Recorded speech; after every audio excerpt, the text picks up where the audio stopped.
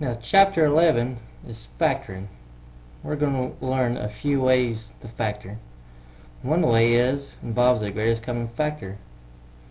Greatest common factor, the key word is common, but remember that factor means divides into. And so let's do a few examples where we actually find the greatest common factor. Let's look at 10 and 25. The way that I prefer to do this, I like to list the factors of each number and find which one is the largest that belongs to each set. So start with the number 10. We know that 10, that 1 divides into it 10 times, 2 divides into it 5 times. Now let's consider 25. 1 divides into it 25 times, and 5 goes into it 5 times. We only need to list one of those 5s. And so, based on what we have, we see that 5 is the largest such number that's common to both sets. Therefore, the GCF of 10 and 25 is 5. Let's do the same for 18 and 27. Let's list the factors of 18. 1 and 18, 2 and 9, 3 and 6, 4 won't go, 5 won't go, 6 will, but it's already listed. No reason to keep on going. We have all the other factors. Let's list the factors of 27. 1 and 27, 2 won't, 3 will, 9 times, 4, 5, 6, 7, 8, 9 will, but we're back to recounting our steps. And as can be seen, 9 is the largest number that divides into both. 12 and 49. Now let's list all the factors of 12 and all the factors of 49. For 12, it's 1 and 12, 2 and 6, 3 and 4. Counting over, we're finished. For 49, we have 1 and 49. The only other number that divides into it will be 7. And yes, it is true that we can have a GCF of only 1. Now let's go to the variables. If we were to actually approach this by expanding the x's, x squared would be the same as x times x.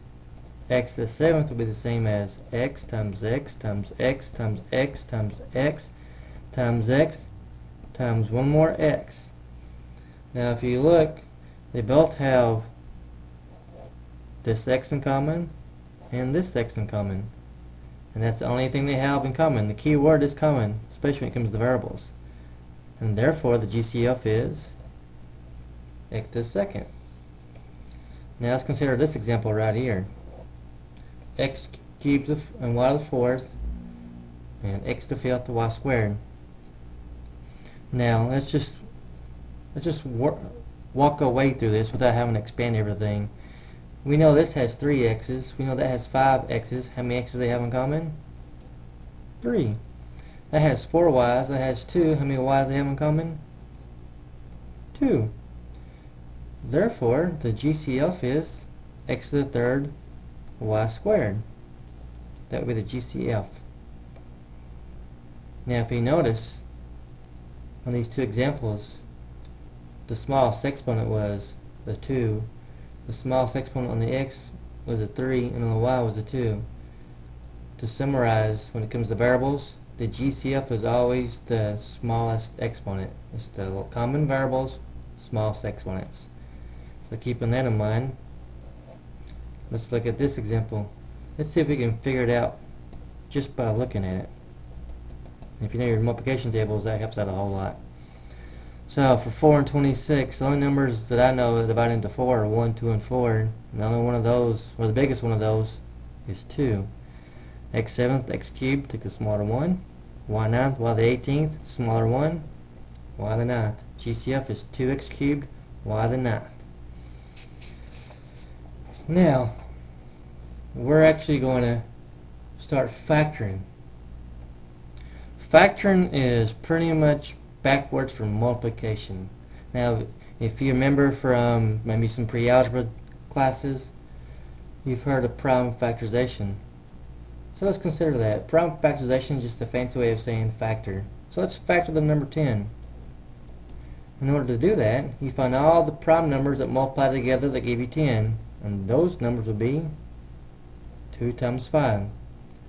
2 is prime because only factors are 1 in itself, and that's the same reason why 5 is prime. 1 and 5 are its only factors. And that's what we're going to do, except we're going to be using or factoring expressions, algebraic expressions. In order to understand that, we need to look at a previous problem that we've been doing, or that you should have seen similar before. It involves the distributive property. And so let's do a multiplication by the distributive property first. And so, when you distribute this, you have 2 parentheses x plus 3. What that means is you want to take 2 times x and then plus 2 times 3. And when you multiply that out, you get 2x plus 6. And this is how you multiply polynomials. But now we're going to factor. Factor means we're going backwards. We're going this direction now. We're going to be given the answer to a distributive property question. We need to find out what times what gives us 2x plus 6. Very similar to the 10. What times what gives us 10, except we're dealing with expressions. And so what we're going to do, the first method is factoring out the GCF. And what that basically is, once again, is distributing backwards. Make this a special note. We're going to learn some other factor methods, but no matter what, you always look for a greatest common factor in all the terms before you do any other types of factoring. Keep that in mind at all times. And so, here we go. Let's factor. We got a few examples here. 2x plus 6. The first thing you want to do is find the GCF. Greatest common factor of 2x and 6 is 2.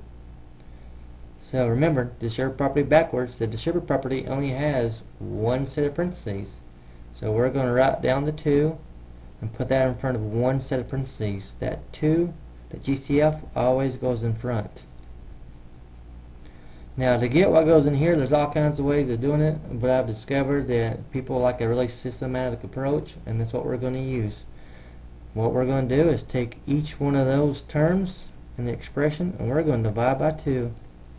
This just means we're going to reduce, cancel out. Those 2's cancel. 2 goes into 6 3 times.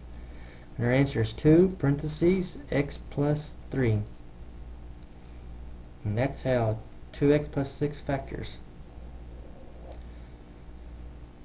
7x minus 35. Look for a greatest common factor. 7 divides in both of those. Let's write that in front of one set of parentheses. Now let's take each one of those in the expression, each term, and divide by 7. 7's cancel, leaves an x. 7 goes in 35 5 times. Don't forget that minus sign. 7 parentheses x minus 5. Remember, what times what gives us the original expression. Let's look at this one. Notice this one. It has no numbers in common other than a 1. We're really not concerned about 1s in these types of problems. But if you notice, they both have x's. In fact, they have 3 x's in common. Smallest exponent. X to the third. Same approach taken. One set of parentheses. Divide each of those by x to the third. And what results is the answer. We have x to the third on the outside. Those 3 x's cancel 3 of those x's, leaving an x. Those x cubes cancel, leaving plus 3.